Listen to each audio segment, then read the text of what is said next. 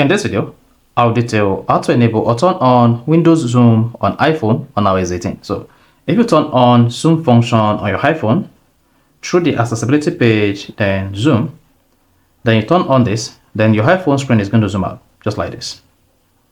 Then you can easily switch from full screen zoom to Windows Zoom. So instead of zooming the entire screen like this, you are going to just zoom in using the Windows Zoom. To do this, all you just need to do using the Windows Zoom. So if I don't know this video, you found this video informative, please don't forget to like and subscribe. Now to use Windows Zoom on iPhone on iOS 18, all you just need to do is go to your iPhone settings.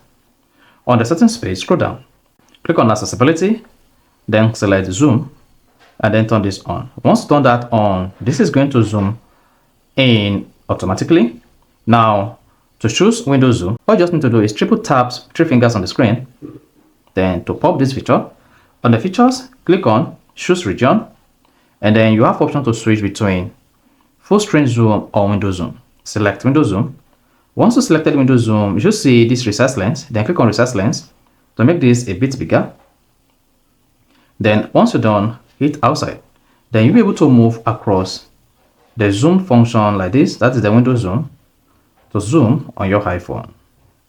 So with this, you can still control your iPhone normally as you used to, but you'll not be able to use the Windows Zoom to zoom out on your iPhone. So just like this.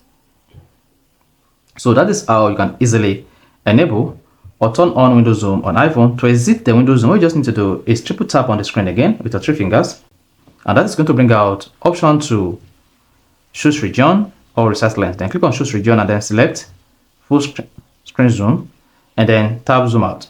So once you click on that, then you should see your iPhone zoom return back to normal. So that is how you can easily enable Windows Zoom or full screen zoom on iPhone on iOS 18. So if you found this video informative, please don't forget to like and subscribe.